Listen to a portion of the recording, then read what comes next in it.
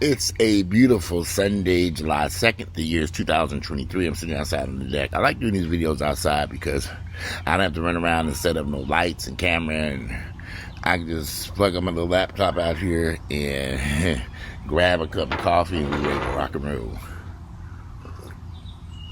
So, if you see in those pictures, I'm still working on this house, still making some changes. I couldn't figure out what to do with the front porch and stairs on this house because so much white. So we decided, when I was in Miami, I stayed at this hotel called the Gates Motel, I believe. And beautiful hotel. It was an older hotel. They did a renovation. You know, in South Beach, those hotels are all considered historic buildings, so they really can't knock them over. They sometimes have to renovate them, most of the times. So this particular hotel was renovated and had a lot of exterior tile on the building, all around the building. And what they did was they painted it with the process of priming, sanding, painting. And I had a similar issue here at this house. The previous owner put a lot of exterior tile in places that probably shouldn't have. And I was trying to figure out, should I tear this tile out? What to do with it, replace the tile, or just try to get back to the concrete underneath. But we found the solution: paint that mess. So we went with a paint called Black Beauty. It's not as dark as I wanted because it looks kind of gray, but I wanted it black. I wanted it really black, but it's kind of a gray, but it's called Black Beauty. Not as dark as I wanted, but at nighttime it looks dark. During the daytime it looks a little gray. Grayer than what I wanted. But I guess it'll work. I'm looking at it now. Not the crack. I wanted it really dark, like the color of charcoal or black down there. But this color is called Black Beauty, so we'll see. But anyway, this is one of those days where, I'm sitting outside enjoying this beautiful weather. It's July. They had fireworks last night near the park. I don't know, 4th of July for me has always been a weekend where I would normally do cookouts and do all that stuff. I think we did some last year. I can't remember. I can't remember if we did anything last year or not. Maybe I was working on the house July 4th. Maybe we did some Labor Day weekend. I'm not too sure. But this year, ain't nothing going on. I mean, I don't know. I don't have the energy to do all that cooking and cleaning, and I just don't feel it. Sometimes I feel like it, sometimes I don't. But just right now, I'm not feeling that mess right now. Not today, rather. We got 2 more days. In the next 2 days, we'll see how that goes. Yeah, but this house has been a constant project. It's like never ending. And if I could go back knowing what I know now when I started this house, I would have done the process of doing this differently. I was kind of rushed certain things, and I had to come back and revisit them again. I would have had a more cohesive plan, but I hadn't renovated the house in 15 years.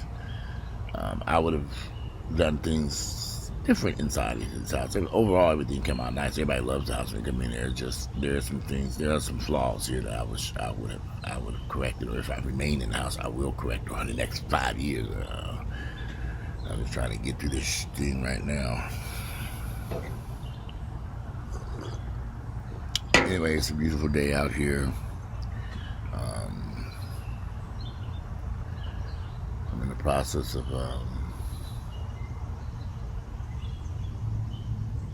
going through life. Life is what it is. I think sometimes we all look at somebody's life and say, "Oh, they're just having a great time." Yeah, right. They're not necessarily. That's why I was trying to move away from these news stories that are so depressingly negative. We all know that in the black community, it's just a lot of issues, and that shit's been going on since the day I was born, even before. Don't forget, Dr. Martin Luther King was shot and killed about a year or 2 before I was born. We live in a country that I can tell people all the time: if you're black in America, your black ass in trouble. And people don't understand that because they think, well, I went to school and I got an education, I'm doing this. And you think them motherfuckers give a damn about you doing all that shit? They still hate your black ass. I mean, some people have a hard time understanding that. See, we seem to think that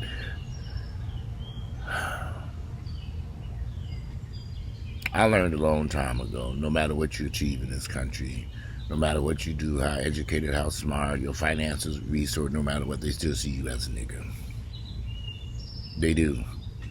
And some of y'all live in this fantasy world where they love everybody. Yeah, motherfuckers, no, they don't love your black ass, let me tell you. You know, they may smile at you, wave hands at you, stuff like that, but trust me. It's interesting because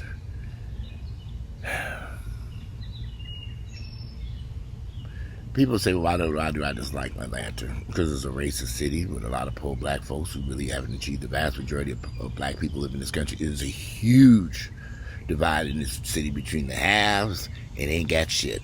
They don't even qualify for the have-nots. They ain't got shit. And that's what I'm talking about. And a lot of people fall here and they end over there with the ain't got shit crowd. So they thought they was going to come in at least get into the have-nots. No, nigga, downgrade to them. And then once you fall into that, it's hard to get out. You know, I was having a conversation with a friend of mine who's probably one of the most intelligent men I've ever met. He's college educated, PhD and everything, and and I asked him, I said, you know, for all these years you lived in Atlanta, what kept you here? Knowing that financially you just wasn't, you know, the dream that he would have that type of success one day, the possibilities of it all. He felt that this would be the place where he could achieve. But he's 50 years of age now, and I'm like, dude, you're 50. You're one of the most intelligent people I have. Haven't you? All these opportunities. He's traveled the world and been places and did stuff. Even lived in Africa for a little while, but he always came back here to suffer. I said, well, you were doing so well in Africa. Why did you leave? Well, I wanted to come back to Atlanta. Why? My goodness, you gave up. You were living in Africa and doing so well over there, and you decided to give that up and come back here to create a business that you still government. I said, would your business have done well in Africa? Oh man, it would have done great. So why didn't you do it there?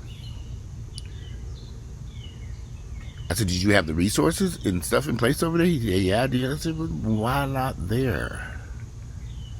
This allure of wanting to live around a bunch of poor black Americans ain't working, y'all. For me and nobody else. The vast majority of my clients are from out of state, other places around the world, not here. You know, so I tried it. Yeah, listen. The mistake I made and what has held me here in Atlanta has been a couple things. Mainly my mother, then this relationship with Earl that finally went on where it needed to go, to the chopping block. Family, and then you just get comfortable sometimes. You know, you just get, you know, it's like sitting in an old raggedy chair. You don't want to get a new chair because this old chair comfortable. You like it, ain't nothing wrong with this chair. It's comfortable. I don't like it. I don't like the way it looks. I sit in it. It's just a comfortable chair. You go look at the other chair, new chair. They say, oh, that's a new chair costs thousands of shit. And I got to break it. You sit in that chair and say, oh, this shit's kind of, I don't know about this chair. You go back to your old chair and say, okay, let me sit on down here. It ain't that bad looking. Maybe I should reupholster it. You reupholster it and you still, but it's still that old chair to reupholster. But I said, oh, man, I still need a new chair.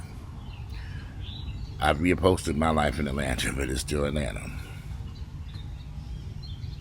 You know, life is too short to be sitting around here miserable, y'all. Y'all just don't know how much plotting and planning I done did out of where I got notes all over the place. I had to escape Atlanta.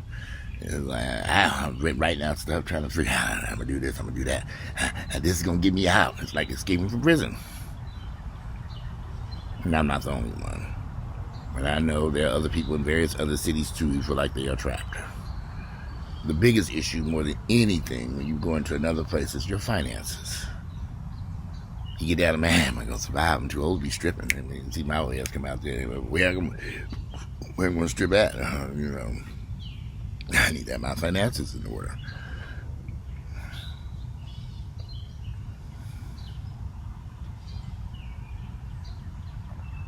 It'll happen one day. In the meanwhile, I sit out here on this deck and drink my coffee, listen to these birds chirp, fly away from that mayhem in Atlanta. Atlanta used to be so beautiful, y'all. Oh my God, since when I first moved here, it was gorgeous. This is back in the 90s, in the late 80s, early 90s. I moved 1989. It was beautiful. It was. I mean, you could go places and not have to worry about getting killed or crime or parking or getting booted or towed and all this other shit. It was just gorgeous back then. And it did have a lot of opportunities back then. I remember they had signs on buildings on Bell South hiring with a cash bonus to begin. The airlines were paying $20, $30, $40 an hour back then. They don't pay that now. It's like they were paying all this money back then. Everybody was trying to get on at these airlines. They were hiring people and paying good money. So many opportunities here then. There's still opportunities here now in Atlanta, of course. It's just a different world, though. A much different world, a much deadlier world, too. I have a client who owns multiple restaurants in places here in Atlanta. He had a beautiful house that people began to realize where he lived, and he realized he couldn't stay there no more.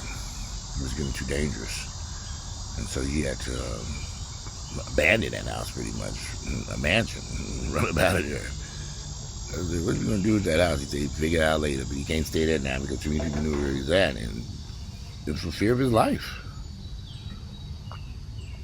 And this is the thing about that. White folks aren't in fear of their lives, and they live in their homes, and they own businesses, and you know, but as black folks, you got to be careful, because these niggas going to come get your ass. They going to come rob you. They going to come kick in your door. They going to come do home invasions. That is a serious problem in our community. And y'all just ignore it. You think, oh, I'm in Atlanta. Okay, it ain't what y'all think. You know, that's why you see I ran up out the damn city. There were a couple of things that happened where I was living at the last spot, which I love the last spot. But there were some things that happened. There were a couple of shootings and murders within walking distance. Literally, I could walk to it in 2 or 3 minutes. And after a couple of those things happened, I realized, I said, this starting to get worse. But the home prices that exploded, $1 million per house. I'm like, okay, they want $1 million for a fucking townhouse over here, but they got a murder literally right up the block. These homeless people running around here. It wouldn't add up. Because by the time you paid $1 million for a townhouse, and your taxes and insurance high as hell, your car insurance high, all this shit expensive. That's why these neighborhoods are going white, because all these white folks, they can afford it. But I was adding that shit up and said, this ain't making sense. By the time you add up taxes, insurance, auto insurance, maintenance, on this $1 million townhouse, it's like, okay, you done pay $1 million for this shit. A townhouse. I said, okay, this ain't gonna work. And it's attached to somebody else. It's more like a duplex. You know, they were nice, but no backyard, no privacy, no birds chirping, niggas still out there dancing in the street, the homeless running around, people with guns and figuring out this foolishness. I said, I can't go back over there. If I go back into the city, I'm gonna have to go to an exclusive high rise, honey. Seriously. I remember talking to somebody about a high rise. He said, oh, their rules are so strict over there. I was thinking, he was saying all this thing. I was thinking, good, they need strict rules. Where's this high rise at? They're real strict on visitors and how many people you bring to the pool. I said, I ain't bringing them right to the pool. Even ready to go down there with my own towel and sit by the pool. I don't have parties, you can't noise complaints and blah, blah, blah, blah, blah, blah, blah, blah, blah. I was thinking, this all sounds great to me. Where is this high rise? Away from the riffraff. But in the meanwhile, I sit here, still trying to figure out how to escape from Atlanta. Oh, Lord, how to figure it out. I'll be playing a lot of it, scratch off every damn thing. Oh, I can just get some money to get the hell out of here. I don't want to be like some rest of y'all dragging a U-Haul to another city trying to figure it out. I got this U-Haul full of shit. Where am I taking it to? Oh, no. You know, people come here to Atlanta, all these dreams and aspirations, and some people do very well. I've said this 1,000 times. But let's just keep it real. The vast majority of people don't. So let's just keep it real. Let's quit living in this fantasy world, portraying them land. You know, it's just the vast majority of people don't do as well as y'all think here. It's a struggle for a lot of people. People don't understand that. It's a struggle. It doesn't have to be, but it is. I guess it's a struggle anywhere, you know. Wherever you go, you got to make sure you get your ducks in a row. Excuse me, I'm always slobbing. So the dogs are there when they eating breakfast this morning. They were starving. You know, so I put that food out there. They tearing it up. I said, they didn't even bite. I just literally looked over there. The first dish I put out, they ate it all up. So I said, let me just put a little bit more out there and see. Maybe did they eat yesterday or something? I don't know. Maybe they didn't really eat yesterday. Because we were out here painting the porches and stuff. Let me know how y'all think about the porch in the black beauty color. I was trying to do a video yesterday, but I don't know. I know y'all love it. Back to Atlanta for a minute. Are there opportunities here? Of course, there are opportunities everywhere in the United States. Are you going to run into some problems? Of course, you're going to run into some problems everywhere in the United States. Are you going to battle racism everywhere you go? This is the United States. Poverty in everywhere you go. A lot of decisions you make will have an impact on your life. So many of you all go out here and have children and start a family, and you're not ready. You're just not ready. You haven't got nowhere in life. You having all these kids and you ain't even, you're not even in a position. I mean, my sisters, they had these kids and they were never in a position to really have these kids. And then their children did the same thing. They bought a house or got financially stable. I mean, my sister made the comment, poor people want children too. Why do you want to be poor though? Why are you choosing poverty? I think some people choose poverty. They make some mistakes that put them in poverty. And they stay there, like that comfortable chair I was just telling you about. I look at a lot of black folks, and there are some black people who are doing extremely well. We all know for every Tyler Perry, though, we got 1 million niggas and ain't got shit. 1 million, try 3 million, 5 million. And somebody keeps making comment, you hate black people. That's the most ignorant bullshit I've ever. I mean, people make I just delete it. It's just so ignorant. I want the best for black people. I want us to achieve more. I want our families to have more. I want our relationships to be stronger. I want children to come into the world and have a bright, happy future without the lights being turned off and living in poverty and being evicted and stuff. Somebody turns this news with some crazy stories. It's like, gosh, all these women with these kids and no husbands still be found. Why are these women still having children by men who don't want anything to do with them and their children? What is going on here? Who makes this dumb decision? That man ain't laid in bed with you and said, I want to marry you and let's have kids together. Why the fuck you having this child? It don't make sense to me. It's stupidity. They just had the woman in the news. She had a food truck and somebody stole the food truck and she just got evicted back in March from an apartment and stuff. She was trying to sell funnel cake. I mean, it's just, y'all, listen. The struggle is real here. She's an entrepreneur. She bought a food truck. She's getting the food truck ready for this weekend, and then somebody steals it. Who does that? Y'all know who stole it, honey. I hope she had put some air tags on her, some tracking devices on there. You're going to get them air tags and throw it in there, she could have tracked it. She probably could track it down to where it is now. I mean, you put the air tag on it, you won't be able to, get some type of tracking device. The only thing about those air tags I've learned, somebody can use an iPhone and find an air tag and remove it. So you need a tracking device that's battery powered or something that you can put in there. You can track your vehicles or whatever you're trying to track. You don't have to necessarily worry about you gotta keep track of your shit now. Gosh, it was a sad story. It's a struggle here, y'all. keep trying to tell y'all, yeah.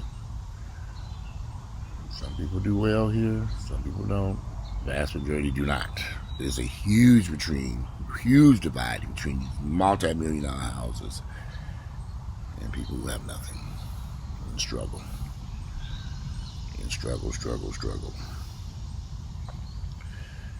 Well, it's about 9:30 in the morning. It's 9:22 to be exact. And I'm going to give me another cup of coffee and then listen to the birds chirp. And today, I want to go to the gym. I haven't been to the gym in a week. I'll try to get to the gym and work out. Just do some of the stuff. Maybe go hang out by the pool at the gym. They have a pool. I haven't been up there. This week was chaotic when I got back from Miami. But anyway.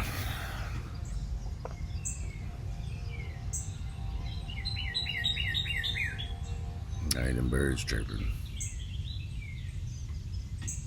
Anyway, today is Sunday. It is July 2nd. The year is 2023. I look forward to reading you all's comments about the porch and what you think about the Black Beauty, the color that we use. I wish it was darker. I wish it was a lot darker, but it ain't. But I don't know. I might have to do something different. I might have to. I don't know. But anyway, it's Sunday, July 2nd. It is about 9:30 in the morning. 9:23. I'm about to get dressed, take a shower, make some breakfast, go to the gym, enjoy to get my day started. I look forward to reading y'all's comments. Anyway, I'm out of here. Enjoy the rest of this beautiful Sunday morning.